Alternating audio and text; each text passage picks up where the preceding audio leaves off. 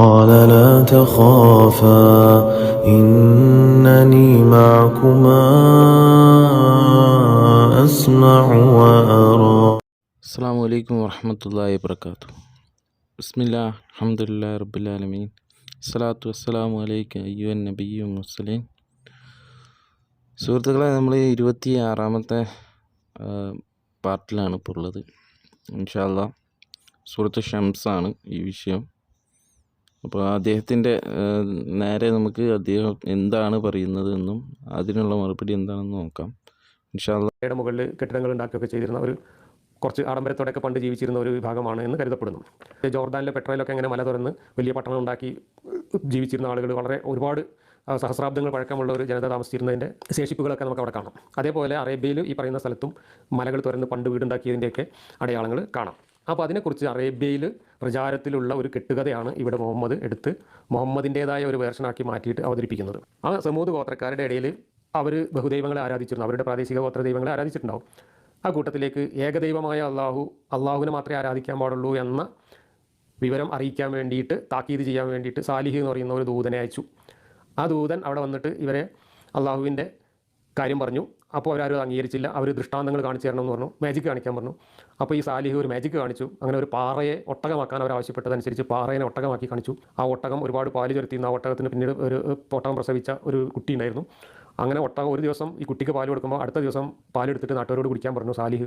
അങ്ങനെ ആ നാട്ടുകാർ മുഴുവൻ കുടിച്ചിട്ടും പാല് ബാക്കിയായിരുന്നു. അങ്ങനത്തെ ഒരു അത്ഭുത ഒട്ടകത്തിനെ അള്ളാഹു അവിടെ ഒരു ദൃഷ്ടാന്തമായിട്ട് ഇറക്കി കൊടുത്തു. എന്നിട്ട് ആ ഒട്ടകത്തിനെ നിങ്ങൾ ഉപദ്രവിക്കരുത് ഒരു തരത്തിലും, ആ ഒട്ടകം വെള്ളം കുടിക്കുന്നത് തടയോ അല്ലെങ്കിൽ ഒട്ടകത്തിനെ ഉപദ്രവിക്കുകയോ ചെയ്യരുത് എന്ന് പറഞ്ഞു. പക്ഷേ ഈ ആൾക്കാർ ആ ഒട്ടകത്തിനെ കൊന്നുകളഞ്ഞു എന്നാണ്. ഇങ്ങനെ ഇത്രയും അത്ഭുതമുള്ള ഒരു ദൃഷ്ടാന്ത ഒട്ടകം അവിടെ ഉണ്ടാവുകയും നാട്ടുകാർക്ക് മുഴുവൻ പാല് കൊടുക്കുകയും ചെയ്യുന്ന ഒരു ഒട്ടകത്തെ അവർ കൊന്നുകളഞ്ഞു എന്ന് പറയുമ്പോൾ അതിൽ യാതൊരു യുക്തിയില്ല. അത് അങ്ങനെ ഒരു കഥ വെറും കെട്ടുകഥ ആവാൻ മാത്രമേ സാധ്യതയുള്ളൂ.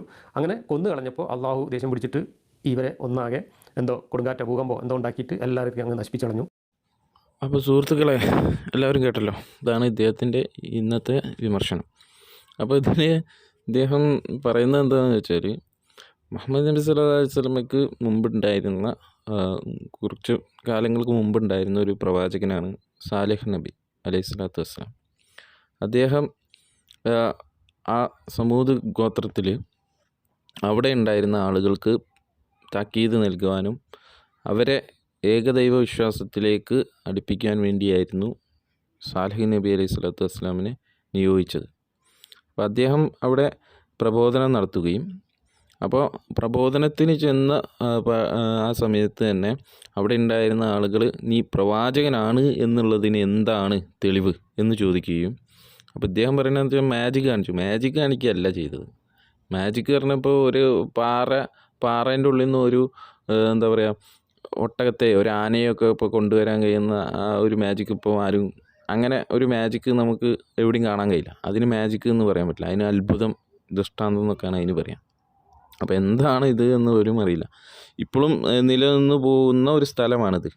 അന്ന് മൂടപ്പെട്ടെങ്കിലും ഇന്നത് കൃത്യമായിട്ട് കുഴിച്ചെടുത്തിട്ട് കൃത്യമായിട്ട് ഈ സ്ഥലങ്ങളും ആ വീടുകളൊക്കെ കൃത്യമായിട്ട് അടയാളപ്പെടുത്തിയിട്ടുണ്ട്. ഇപ്പോഴും മദീനയിൽ നിന്ന് ഏകദേശം 400 കിലോമീറ്റർ അപ്പുറത്ത് ഹിജിർ മദീൻ സാലിഹ് എന്നാണ് ആ സ്ഥലത്തിന് ഇപ്പോൾ പേര് അറിയപ്പെടുന്നത്. അപ്പോൾ അന്ന് മൂടപ്പെട്ട ഒരു സ്ഥലമാണിത്. നബി സല്ലല്ലാഹു അലൈഹി വസല്ലമയുടെ കാലത്ത് ആർക്കും ഈ സ്ഥലത്തെ പറ്റി അങ്ങ് അറിയില്ല എന്നുള്ളത്. പിന്നെ ഇദ്ദേഹം പറയുന്ന തള്ളാണ്. ഇദ്ദേഹം അങ്ങനെ പറയുകയാണെങ്കിൽ ആ ഒരു കഥ എവിടെ നിന്ന് കിട്ടിയെന്ന് ഇദ്ദേഹം തന്നെ പറയണം. അങ്ങനെ ഒരു തെളിവ് ഇദ്ദേഹം ഹാജരാക്കിയിട്ട് പോലും ഇല്ല എന്നുള്ളതാണ്. അത് വേറെ വിഷയം. അപ്പം ഈ വിഷയമായിട്ട് ബന്ധപ്പെട്ടിട്ട് അങ്ങനെ ഇവരോട് സാലിഹ് നബി അലൈഹി സ്വലാത്തു വസ്സലാമിനോട് ഇവർ ദൃഷ്ടാന്തം ചോദിക്കുകയും, അതായത് ഇവർ ആവശ്യപ്പെട്ട ദൃഷ്ടാന്തം എന്താണെന്ന് വെച്ചാൽ, ഒരു പാറയുടെ ഉള്ളിൽ നിന്നും, പാറ തുരന്ന് അല്ലെങ്കിൽ പാറയുടെ ഉള്ളിൽ നിന്നും ഒരു ഒട്ടകത്തെ നീ കൊണ്ടുപോവാ എന്നായിരുന്നു. അപ്പോൾ പ്രവാചകൻ തിരിച്ചു ചോദിക്കുന്നുണ്ട്, അങ്ങനെ കൊണ്ടുവന്നാൽ നിങ്ങൾ വിശ്വസിക്കുമോ? തീർച്ചയായും. കാരണം അവർക്കറിയാം അങ്ങനെ വരില്ല എന്നുള്ളത്. കാരണം അത് ബ്ലാക്ക് മാജിക്കിനൊക്കെ ഒരു പരിധിയുണ്ട്. അപ്പം അത് കഴിയില്ല എന്ന് അറിഞ്ഞുകൊണ്ടാണ് അവർ പറഞ്ഞത്. പക്ഷേ സാലിഹ് നബി അലൈഹി സ്വലാത്തു വസ്സലാം അവിടെ പ്രാർത്ഥിക്കുകയും അങ്ങനെ അവിടേക്ക് ആ സമയത്ത് അള്ളാഹു സുബ്ഹാനഹു വ തആല ഒരു ഒട്ടകത്തെ പ്രത്യക്ഷപ്പെടുത്തി കൊടുക്കുകയും ചെയ്തു.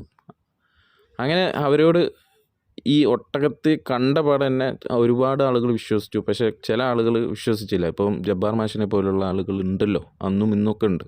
അത് ഞാൻ വരാം, അദ്ദേഹത്തിൻ്റെ ആ വിമർശനത്തിലേക്ക് ഞാൻ വരാം. അപ്പോൾ അതുപോലെയുള്ള ആളുകളുണ്ടായിരുന്നു അന്നും. അത് മക്കയുടെ ജീവിത കാലഘട്ടത്തിൽ നബി സല്ലല്ലാഹു അലൈഹി വസല്ലമയും ഇതേപോലെ പ്രബോധനങ്ങളും ഒരുപാട് ദൃഷ്ടാന്തങ്ങളൊക്കെ കാണിച്ചു കൊടുത്തിട്ടും അവർ വിശ്വസിച്ചിട്ടില്ല. അത് ഏത് പ്രവാചകൻ വന്നാലും എല്ലാവരും വിശ്വസിച്ചതായിട്ടുള്ള ചരിത്രത്തിൽ വളരെ ദുർലഭമായിട്ട് യൂനുസ് നബി ഒഴികെ ഉള്ള ചരിത്രത്തിലൊന്നും നമുക്ക് അങ്ങനെ എല്ലാവരും വിശ്വസിച്ചതായിട്ട് കാണാൻ കഴിയില്ല. അതങ്ങനെ തന്നെയാണ്. അപ്പോൾ ഒരു വിഭാഗം ആളുകൾ എപ്പോഴും നിഷേധികളായിട്ടുണ്ടാകും എന്നുള്ളതാണ്. അപ്പം ഞാൻ പറഞ്ഞു വരുന്നത് എന്താ വെച്ചാൽ, ആ സമയത്ത് ഇവർക്ക് ഈ ഒട്ടകത്തെ ഇവരോട് പറഞ്ഞു, ഒട്ടകത്തെ അവിടെ വെള്ളം കുടിക്കാൻ ഒരു സ്ഥലമുണ്ട്, ആ വെള്ളം കൂടി നിങ്ങൾ സൂക്ഷിക്കുക. കാരണം ഒട്ടകത്തിനാണ് ഒരു ദിവസം വെള്ളം കുടിക്കുക, അത് കുറച്ച് വെള്ളം ഉള്ളൂ അവിടെ. അപ്പോൾ ഒരു ദിവസം ഒട്ടകം കുടിക്കട്ടെ, ഒരു ദിവസം നിങ്ങൾക്ക് ആവശ്യത്തിന് എടുത്തു വെച്ചോളൂ എന്നും പറഞ്ഞു. അപ്പോൾ അതിനുശേഷം ഈ അവിടെ ഉണ്ടായിരുന്ന ഒരു 9 അംഗ സംഘങ്ങൾ ഈ ഒട്ടകത്തെ കൊല്ലാൻ തീരുമാനിച്ചു. അങ്ങനെ ഇപ്പോൾ ഇതാവണ്ട എന്നുള്ള ആളുകളൊക്കെ ഇതിലേക്ക് പോയി കഴിഞ്ഞാൽ അവരെ ബിസിനസ്സും കാര്യങ്ങളൊക്കെ നിൽക്കും. അങ്ങനെ ചില ആളുകളുണ്ട്, അവർ വിഗ്രഹം വിറ്റിട്ടൊക്കെ ജീവിക്കുന്ന ആളുകളുമുണ്ട്. അപ്പോൾ അവർ അതിനെ കൊല്ലാൻ തീരുമാനിച്ചു. അങ്ങനെ അതിനെ കൊല്ലുന്നു. അതിനുശേഷം സാലിഹ് നബി അലൈഹി സ്വലാത്തു വസ്സലാം അവരോട് പറഞ്ഞു, നിങ്ങൾക്ക് എന്തായാലും തീർച്ചയായും അള്ളാഹുവിൻ്റെ ശിക്ഷ എത്തുക തന്നെ ചെയ്യും. കാരണം നിങ്ങൾ ഇപ്പോൾ ചെയ്തത് വളരെ വലിയ ക്രൂര പ്രവൃത്തി തന്നെയാണ്, അള്ളാഹുവിൻ്റെ ഒട്ടകത്തെയാണ് നിങ്ങൾ കൊന്നിരിക്കുന്നത് എന്ന് പറഞ്ഞു.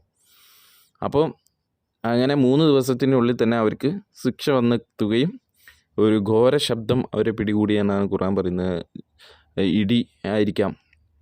പിന്നീട് അത് മൂടപ്പെടുകയും അവിടെ ആ മണൽ കൊണ്ട് തന്നെ ആ സ്ഥലം മൂടപ്പെടുകയൊക്കെയാണ് പിന്നീട് ഉണ്ടായത്. പിന്നീട് ഇപ്പോൾ അടുത്താണ് ആ സ്ഥലമൊക്കെ ആർക്കിയോളജി ഡിപ്പാർട്ട്മെൻറ്റൊക്കെ സൗദി അറേബ്യയുടെ നേതൃത്വത്തിൽ അവിടെ കുഴിച്ച് ഇപ്പോൾ പൂർവ്വസ്ഥിതിയിലേക്ക് എത്തിച്ച ഒരു ദൃശ്യമാണ് നമ്മൾ മുമ്പ് കണ്ടത്. അപ്പം അതാണ് ഈ വിഷയം. അപ്പോൾ ഇദ്ദേഹം പറഞ്ഞു തരുന്നത് വെച്ചാൽ, അങ്ങനെയൊക്കെ ഒരു ആൾ കൊണ്ടുവന്നിട്ടുണ്ടെങ്കിൽ, അങ്ങനെയൊക്കെ ഒരു ഒട്ടകം ഉണ്ടെങ്കിൽ എന്തായാലും വിശ്വസിക്കില്ല എന്നാണ് ഇദ്ദേഹം പറയുന്നത്.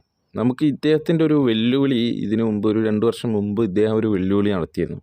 അതൊന്ന് നമുക്ക് കാണാം, എന്നിട്ട് അടുത്ത വിഷയത്തിൽ ഇദ്ദേഹത്തിൻ്റെ മറുപടിയിലേക്ക് കടക്കാം. നബി ഉൾപ്പെടുന്ന ആ കാലഘട്ടത്തിലെ നാടോടികളായ അറബികൾക്ക് അന്ന് അറിയാവുന്ന കാര്യങ്ങളല്ലാതെ പിന്നീട് സയൻസ് കണ്ടെത്തിയ എന്തെങ്കിലും ഒരറിവ് ഖുർആനിൽ ഉണ്ട് എന്ന് തെളിയിച്ചാൽ ഞാൻ ഇതുവരെ പറഞ്ഞ കാര്യങ്ങളെല്ലാം പിൻവലിച്ച് ഞാൻ സഹാദത്ത് കലിമ ചൊല്ലി ഇസ്ലാമിലേക്ക് വരാൻ തയ്യാറാണ്. ഇതൊരു ചലഞ്ച്. ഈ ഒരു ചലഞ്ചിനെ കുറിച്ചിട്ട് എല്ലാവരും അറിഞ്ഞിട്ടുണ്ടാവും. അതിനുശേഷം എം അക്ബർ സാഹിബ് ഈ ചലഞ്ച് ഏറ്റെടുക്കുകയും പിന്നീട് അതുമായിട്ട് ബന്ധപ്പെട്ട ഒരു സംവാദം തന്നെ നടക്കുകയും, അങ്ങനെ ഇദ്ദേഹം ആവശ്യപ്പെട്ട പ്രകാരം തന്നെ ഒരേ ഒരു